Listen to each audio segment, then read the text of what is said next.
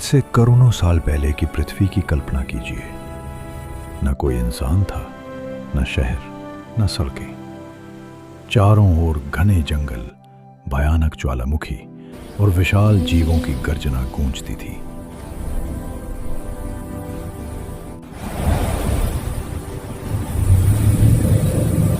यही वो समय था जब पृथ्वी पर डायनासोरों का राज था।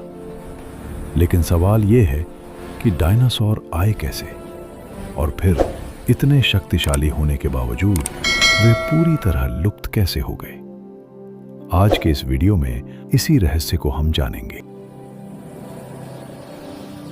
डायनासोरों की कहानी शुरू होती है लगभग 25 करोड़ वर्ष पहले। उस समय पृथ्वी आज जैसी नहीं थी। सभी महाद्वीप आपस में जुड़े हुए थे और इस विशाल भूभाग को पैंजिया कहा जाता था।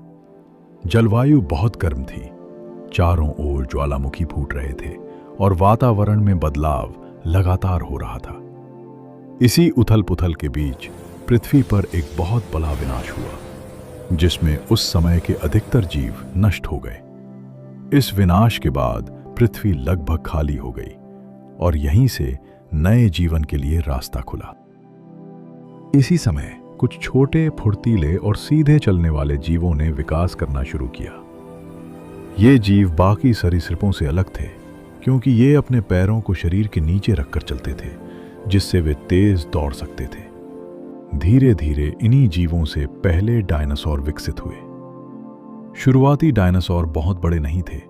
वे आकार में छोटे थे, 2 पैरों पर चलते थे और अधिकतर मांसाहारी थे। लेकिन उनके शरीर की बनावट उन्हें बाकी जीवों से अधिक सक्षम बनाती थी।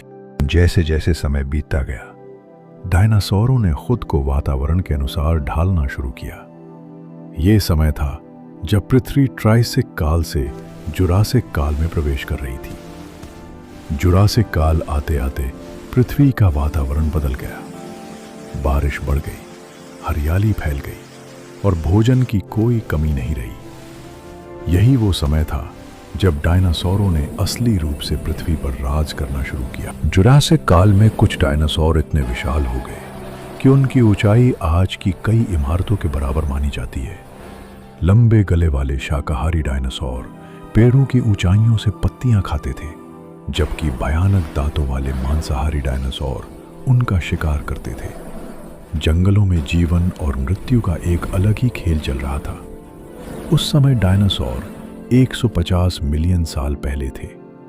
धरती, हवा और समुद्र हर जगह मौजूद थे। इसके बाद आया क्रिटेशियस काल, जो डायनासोरों का अंतिम और सबसे उन्नत काल माना जाता है। इस समय डायनासोरों की प्रजातियां सबसे अधिक थीं। कुछ डायनासोरों के शरीर पर पंख विकसित हो चुके थे और वैज्ञानिक मानते हैं कि यहीं से पक्षियों का विकास शुरू हुआ। पृथ्वी पर फूलों वाले पौधे आए, जिससे पर्यावरण और भी समृद्ध हो गया। देखने में ऐसा लग रहा था मानो डायनासोरों का युग कभी खत्म ही नहीं होगा। लेकिन प्रकृति के नियम कुछ और ही कहते हैं। लगभग 6 करोड़ 60 लाख वर्ष पहले पृथ्वी के इतिहास में एक ऐसी घटना घटी जिसने सब कुछ बदल दिया। अंतरिक्ष से एक विशाल उल्कापिंड पृथ्वी की ओर बढ़ा और वर्तमान मेक्सिको क्षेत्र में आकर टकराया।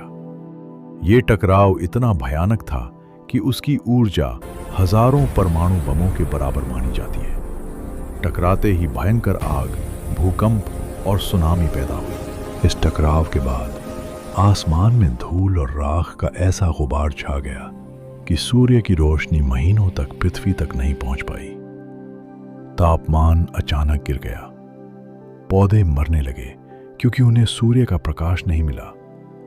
जब पौधे खत्म हुए तो शाकाहारी डायनासोर भूख से मरने लगे और उनके बाद मांसाहारी डायनासोर भी एक एक करके खत्म हो गए। इसी समय पृथ्वी पर एक और विनाशकारी प्रक्रिया चल रही थी।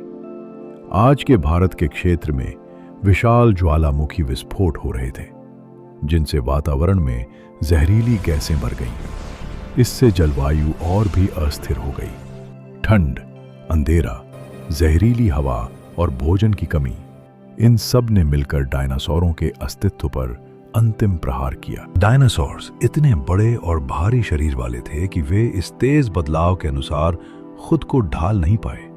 उनका प्रजनन धीमा था और अंडों से बच्चे निकलते थे जो इस कठोर वातावरण में जीवित नहीं रह सके।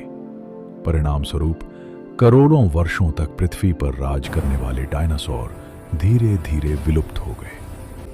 लेकिन कहानी यहीं खत्म नहीं होती। वैज्ञानिक मानते हैं कि डायनासोर पूरी तरह समाप्त नहीं हुए। उनके कुछ छोटे और पंखों वाले वंशज जीवित बचे और समय के साथ वही आज के पक्षियों के रूप में विकसित हुए। जब भी आप किसी पक्षी को उड़ते देखते हैं तो समझ लीजिए कि वो डायनासोरों की विरासत है। डायनासोरों की कहानी हमें एक बहुत बड़ी सीख देती है। ये कहानी बताती है कि प्रकृति में कुछ भी स्थायी नहीं है, चाहे कोई जीव कितना ही शक्तिशाली क्यों ना हो। अगर वो बदलते वातावरण के अनुसार खुद को नहीं ढाल पाया तो उसका अंत निश्चित है। डायनासोरों का अंत हमें यह भी चेतावनी देता है कि अगर पृथ्वी का संतुलन बिगड़ा तो भविष्य में किसी भी प्रजाति के लिए खतरा पैदा हो सकता है। यही कारण है कि डायनासोर आज भी सिर्फ इतिहास नहीं है, बल्कि एक चेतावनी है। प्रकृति के नियमों को समझने और उनका सम्मान करने की चेतावनी।